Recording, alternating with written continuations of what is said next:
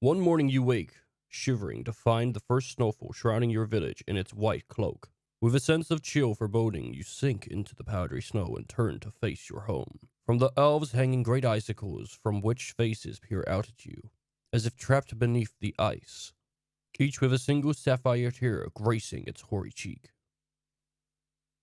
These are the White Lady's subjects come to deliver her summons. There is no question of disobeying.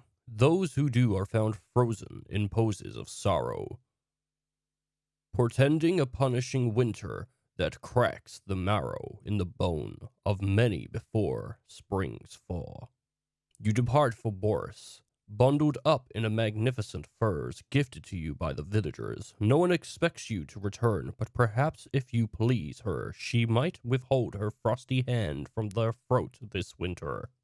The snow deepens, the farther north you tread, through the icy wasteland where entire cities slumber forever in the Ice Queen's guild embrace. From tree branches sagging beneath their snowy burdens, keen-eyed ravens observe your laborious trek across frozen rivers and lakes, up into the high ice plateau, whence the winter palace exceeds its crystalline Gothic spires into the cold mantle heavens. A melancholy chill seeps into your bones as you step within the massive ice walls of the palace. You pass servants, courtiers, and guards frozen in poses of regret and dismay, tears of ice clinging to rim-encrusted expressions of sadness. The Ice Queen awaits you at her great throne of glittering ice in the banquet hall, eyes the color of frozen lakes, sadly surveying the once joyous feast of which snowdrift now swirls from the open window. With a voice like the wind whistling while mountains peak, she speaks. Come close, mortal. I crave the heat of one whom the sun still loves. You shall warm me for a day before you too succumb to the bleak chill of my regret. For you remind me of the one I betrayed long ago, crushing myself to dwell forever in the winter's despair. You obey the summons without question, approaching the throne on which you stand, the burning wood of coal in your pack spurring you on, the flame within you burning to ignite the ancient magic once more. I do have a question before we embrace. What's the rent like here? Your abode is quite big. She stares at you, the deep wrinkles in her face making the green of her eyes appear as dark emeralds set in her alabaster skin. She speaks slowly, musing to herself. Go on. There's no need to be shy. I've prepared myself to never leave this place, and so the knowledge will forever be with me. Her eyes narrow as she pierces you with her glare. How would know what rent is like here in my domain? You would know the cost of having broken into my winter prison? No, I'm sort of a sacrifice to you, so you do not harm the other villagers. So, I'm not really breaking in, just providing express delivery. But I've never seen you in town to pay rent or buy food or supplies. I'm just curious how much you pay to live in such a home. Her thin lips twist into a sneer. The queen's fingers tap on the armrest of the throne. Look, we can stand here all day staring at each other, or you can tell me how much you pay in rent, after which I will provide you with my warmth. There is a long silence, broken by the queen's quiet sobbing. She sniffles and wipes her eyes. Are you okay, love? Has pain fallen on you?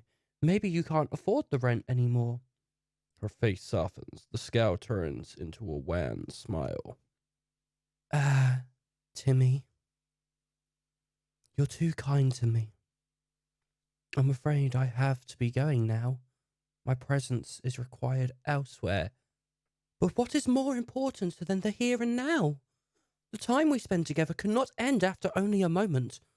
And still there is the issue of how much you pay in rent. My curiosity is quite thirsty today, and I must quench it with your knowledge. She smiles, a glimmer of white teeth breaking the smeared black paint that wraps her soft, plump lips. The rent is 20 pieces of gold a year. She stares at you, the flat gray eyes looking into your own flaring green ones, the two of you standing above the fireplace in the halls of winter. No. Oh, well, I did promise to provide you my warmth after the information was received. How do I give you my warmth, though? There is a blinding flash, and in the next moment you find yourself holding a golden apple, the fruit of the ancient tree of life, in your hands, as you stand in the Hall of Winters. Well, I seem to have an apple now. You take a bite out of the apple, and all the colours return to your world. The light and darks, the life-giving sun, and the black endless night. Have you looked outside? The colour is still there. The sun shining beautifully, the moon shimmering spectacularly. The Queen giggles. Yes, dear. The moon is shining. The winter's almost gone, and the moon is a huge and glorious orb, if a bit grey. Do you want to spend the holidays with me and my family? We always make too much food. The Queen smiles, a real smile, full of life and warmth and friendship. I would be delighted, Timmy Tim Timmy.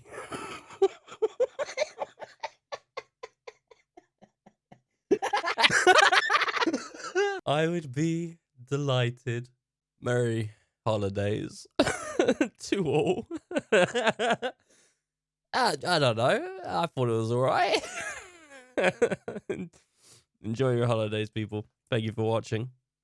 Take care.